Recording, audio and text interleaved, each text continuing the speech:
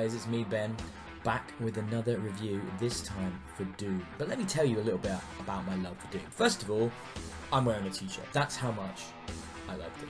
Secondly, Doom was perhaps the first PC game I ever really experienced. Now, I had a little go on Wolfenstein 3D at this point, but I wasn't really a gamer at this age of my life. I think it was the late 90s that I finally got my hands on Doom for the first time on PC. I remember it well. It was around a friend's house, playing on their PC, playing a game I knew I shouldn't be playing. I was too young to play.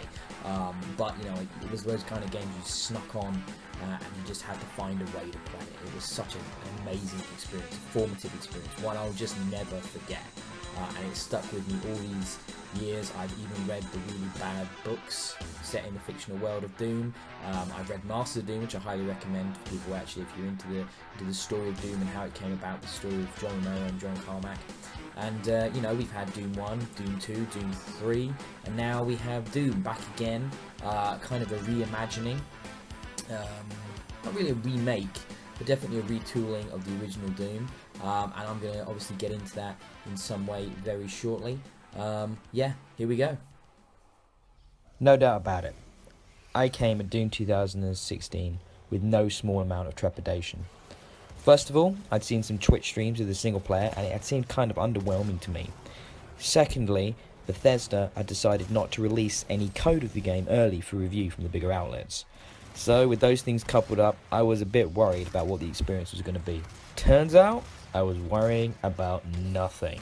Now, the main thing you'll notice from this footage, and the main word I would say as a takeaway for Doom, is visceral. It is a visceral experience. An experience made up of 3 parts. What you're watching right now, it's the first part, the core of the experience. The main reason most people would be interested in playing the game, the campaign. Now, the campaign could have easily been a short experience. It could have felt hollow. It could have felt poor or boring. It's not. It's a lengthy experience. It's almost too long. By the end of it, I was actually getting kind of tired, physically worn out, mentally drained. But that's almost what you want from experience with Doom. It is meant to be a slog. It's meant to be unrelenting and intense and sort of just heart-wrenchingly hard-going at all times, and it's a really, really good campaign.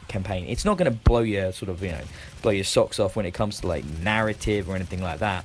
But you know, the enemy design, the level design is really reminiscent of the original Doom. It has a labyrinthian feel to it. The maps are sprawling and complicated, easy to get lost in at times. Thankfully, there's a much, much, much better map on offer now than what we had in the original. And in these maps, in these levels, you have secrets and things to discover. You have collectibles. You have upgrade stuff. You have all kinds of things going on. And it's really, really cool. I mean, all the enemies you remember from the original Doom are there, updated, more gruesome than ever, more aggressive than ever, really kind of just disgusting looking creatures that you feel justified murdering in the most inventive ways possible. And on top of that, most of the weapons you remember from the original games are there, updated, modernized. There's a few new additions to the arsenal, and it's all put out on a nice weapon wheel for you to control. You can carry them all at one time. It's none of that pick one weapon up, drop another weapon crap. It's all there, ready for you to use at any moment's notice, and that's a lot of fun. There's, I think, about a dozen weapons, and, you know, they all... One thing I found actually really funny, there's this sort of codex, this database on offer in Doom, which does this thing where it explains everything about the game, the enemies, the weapons, the locations, the technology, in a very po-faced, serious, thought-out manner. Like they really wanted to explain the lore of Doom. It's hilarious. It's so straight that I think perhaps they must have realised what they were doing. They must have realised how ridiculously sort of on the nose and just way too serious it all was, and it comes across really, really funny at times reading some of it. But I also found it interesting. This is a person who read the Doom fiction. You know, I am a massive fan of all things Doom.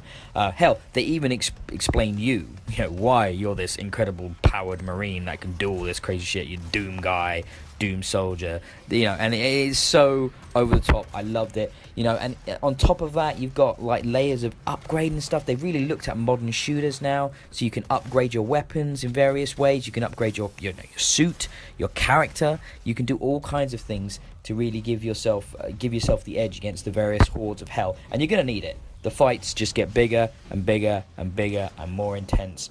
They are so much fun to do. So the collectibles layered with the weapon systems and the armor upgrades and the story make the campaign a really, really fun experience. Not what I expected at all. I was worried. I had no reason to be worried. I bloody loved it. The multiplayer in Doom is just what you remembered from the beta if you played it. If you didn't play it, it's fast, it's furious, just like single player. The movement is intense. The weapons play is frenetic. You're running around in various modes, be it deathmatch or other forms of objective-based modes or team deathmatch or, going solo, and you're getting crazy power-ups and picking up power weapons. I think the thing that sets it apart apart from the other sort of shooters on the market, especially at the moment, is that it's not quite, say, Quake fast.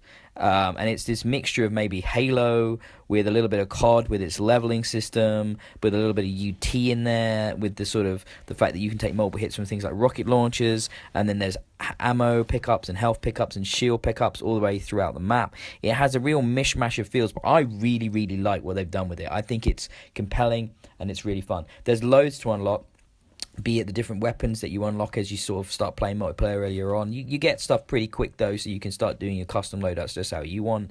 But then there's loads and loads and loads of crazy cosmetic stuff you can do in this game. From tweaking the way your weapons look, to your armor looks, to the different demons you can use and stuff. The demons are cool. Being able to bring the kind of the ferocious enemies of Doom into multiplayer through these demon room pickups, I think is a really fun addition. And I think the multiplayer could have some legs. It's got this feeling to it where you don't have to necessarily dedicate hours and hours and hours to it to make you feel like you're being good at it. You can just jump in, chill out, shoot some dudes with your friends, or just by yourself, and it's quite a relaxing experience. Whereas some multiplayer can be really grueling and intense, this felt like actually the lighter side of the experience, especially compared to the campaign, which can be very heavy going in a good way, in the kind of way you expect. The multiplayer is frothy and frilly and silly and very over the top. And I thought that was a really cool addition to the entire experience, and sort of is this other pillar, this other point of the triangle to this trilogy of sort of parts of this package that is Doom 2016. So the final part of this pyramid of awesome that is Doom is Snap Map. Now, I'll admit I'm not the biggest sort of builder of levels guy. I mean, I love those experiences, those Mario Makers and those Little Big Planets, mostly because of what other experiences, and Forge, for example, in Halo, but mostly because of the things I get to play that others create. I'm not necessarily the kind of person that has the patience to make the really cool stuff. Don't get me wrong, when I was playing Snap Map, I went through the two tutorials, which are really good. There's a basic one and an advanced one, which really explain how things work within the system. But what I definitely have realized from playing around with Snap Map for a while is that it's robust. There is a complexity to it, but it's presented in a very easy to use way. There is a lot in there. Everything from building levels to placing enemies to logic chains to really complex stuff. It's really cool because it's not just like building a multiplayer map or throwing a few barrels in. You can design anything you want, really. You can make a single player experience, a co-op experience, a multiplayer deathmatch experience, and much, much more. I'm certain as time goes on, there's going to be some crazy, awesome creations coming out of that, and I can't wait to dig in and really get to grips with all the awesome sort of mad levels and experiences that the players create. That's just what I'm like. I'm not a builder. I'm a player, and I can't wait to play the other things people put together for Snap Map. It's a really, really cool system, and it's a lot more fleshed out, like the other two pillars of the Doom package, than I expected it to be.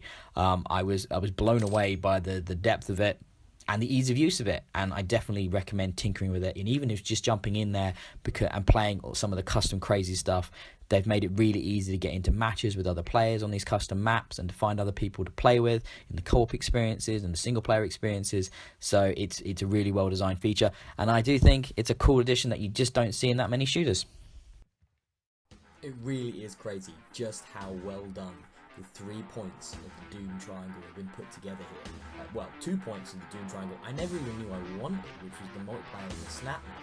The single player is just far and above everything I hoped it to be. The multiplayer is this frenetic, crazy fun with depth to it and customization, again, that I never knew was even possible. And then the snap map has everything that you could ever want from a level editor, and then some. Christ, it has logic puzzles. It has all like a little subset of puzzles in there. It's a puzzle game in Doom. I mean, what more could you want from this experience? There literally isn't anything. Yeah, there is some stuff holding Doom back a little bit. You know, I didn't think that maybe music was the greatest thing ever. The story is hokey as hell, and that I can't decide if the lore that they filled into the database is intentionally so badly sort of dryly written, or if it's sort of like a nod and a wink to the sort of self-serious shooters. I'm gonna go with I hope it's sort of self-serious, knows just how silly it is, and is like trying to give you that kind of comedic effect from it. But hey, it works. It all comes together. It is a crazy package. It's a value for money experience. I have loved Doom. I think it's a great game. There's a few things holding it back. It's got a couple of issues, but let's give this a solid score. Our first star rating, actually, on BXP since the system has changed. And I give Doom a very good 4 out of 5.